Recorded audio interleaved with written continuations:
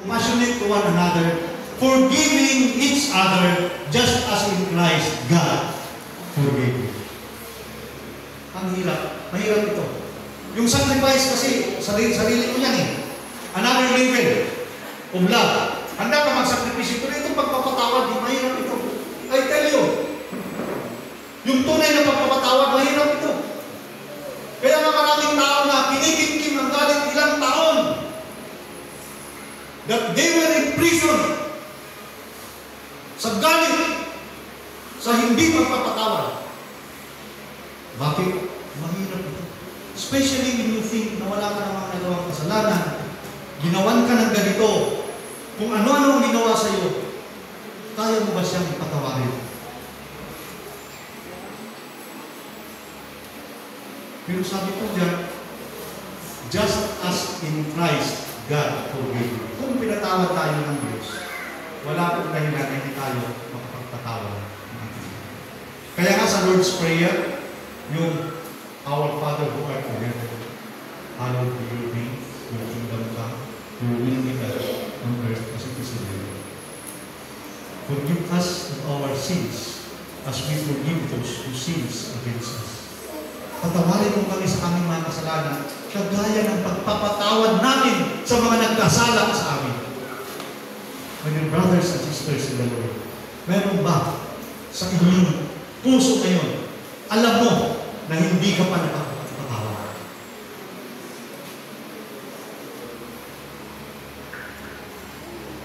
Radical love is forgiving. Sa halip, maging mabait kayo at mawain, magpatawad kayo sa isa't isa tulad ng pagpapatawad sa inyo ng Diyos dahil kay Kristo. Ito,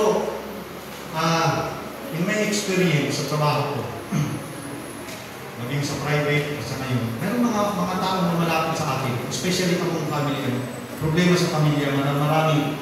Kaya nga, pag problema sa pamilya, nagkasuhan ng pamilya, minsan kahapon, pagkagising ko, mga 3:30, nag-umpisa na akong i-finalize. Ang hirap. Matagal ko na po itong nagawa na message, pero nung ginawa ko na sa PowerPoint, ang hirap. Especially pagdating ko dito. Kasi pag sinabi natin pagpapatawad na mula sa Diyos, ito po yun. Hindi lang po siya not just for those who ask for your forgiveness. Minsan madali magpatawad, lalo na kung lalapit sa atin, nagkasala, nagkamali at sasabihin, brother, sister, nagagawa ko ng patawad. Magaan sa pakiramdam. Ay, salamat. Salamat at tumingi ka ng tawad. You are forgiven. Pero, itong radical love na nagpapatawad, forgives, not just for those who ask for forgiveness, but even for those who did not ask for forgiveness. Ito yung mahirap. Magpapatawad ka na hindi nga humingi ng tawad sa inyo. Ate na nakao. Akala ko, ang magpapatawad tayo kasi alam nila na nakagawa sila ng mali at humingi sila ng tawad. Pero ang radical love, ang pag-ibig na nagpapatawad, pag-ibig mula sa Diyos, ay nagpapatawad kahit sa mga taong nagkasala at hindi humihingi ng tawad sa atin. Mahirap yun. Mahirap, di ba? Ay, mabuso. Mabuso na. At para na tayo nag-iisahin sa sariling mantika. Tapos sasabihin, Kristiyano na naman. Kristiyano ini. Kaya nga sabi mong, sumuntok kay Papay, Kristiyano ka. Kasi Kristiyano,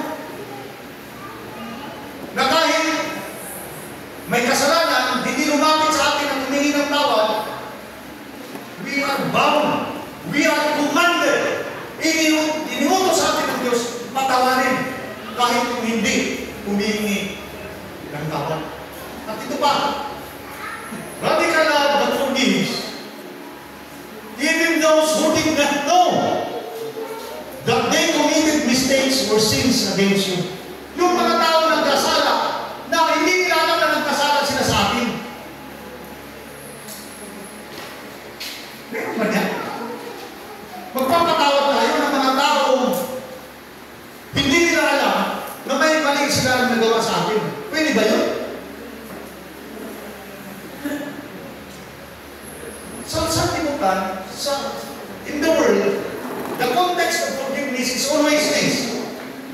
Ikaw na nagkasala, puntahan mo yung iyong nagawa ng mali at sabihin mo na nagkasala ako, patawarin mo. That's the case almost always. Yung nagkasala, lalapit sa tao, lalapit sa inyo, aminin ang kasalanan at humihingi ng tawad. Ganyan pala. Pero sa radikal na mula sa Diyos, yung pagpapatawad, kahit sa mga tao, hindi nila alam na nakagawa sila ng pagkakataon. Meron ba yan? Meron ba? Ano po yung sabi ng Jesus?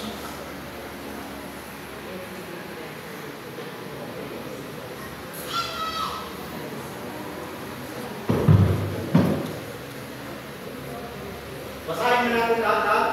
Yung word ready, go.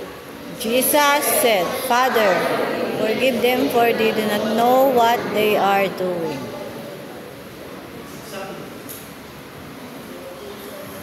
Meron pala talaga. At walang ibang gumawa at isang magandang model si Jesus mismo. Si Jesus mismo. Ama, patawarin mo sila dahil hindi nila alam. Wow! What a radical love! At pinakita ni Jesus. Pagpapatawad, kahit sa hindi nila alam ang kanilang ginagawa. Kaya lang sasabihin natin, si Jesus, sa Diyos niya, ako, pero meron ba ng pinto na nung inapi-api na, sige, patawad, sige, ano lang, papasit siya, kasi Kristiyano na nga, hindi nila makapagpingin. Sinuntok yung ano, sabi yung ano, nung nag-advise Pastor Brad, yung ginawa ko, sinuntok. Ay, sila na Pastor. Hindi na kaya. Ba't mo sinuntok? Bagong bautismo ko pa naman. Di ba? Dapat pag-bautismano, ikaw yung magpapakita na kung ano yung ginawa ng Jesus. Pastor, walang problema kasi nung binautismano ko, tinaas ko itong aking kaliwang kamay. Ito, bibig ko na bautismuan. By the way, hindi ang bautismo ang nakalinis. Pag nakagawa ko si Jesus. But my point is, nandiyan sa case pa, si Jesus mismo sabi mo, Ama, patawarin mo sila dahil hindi nila alam ang kanilang ginagawa. Luke chapter 23 verse 30. Si Jesus yun. Yes, si Stephen, tao din. Pero nung sabi dito, basahin natin, Acts chapter 7, verse 59 to 60. Nag-preach si Stephen, nag-preach. Pero hindi siya pinakinggan, sabi doon, habang binabato nila si Esteban, nanalangin siya ng ganito, Panginoong Hesus, tanggapin mo ang aking espiritu. Verse 60, lumuhod si Esteban at sumigaw ng malakas, Panginoon, huwag mo po silang pananagutin sa kasalanan ito. Wow!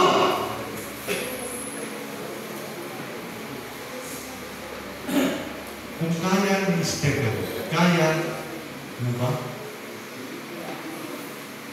Ano ka? That's why sabi ko, itong radical lang, pwede lang itong ipakita ng sunod-sunod kay Jesus sa pamamagitan ng kapangyarihan ng banal na Espiritu.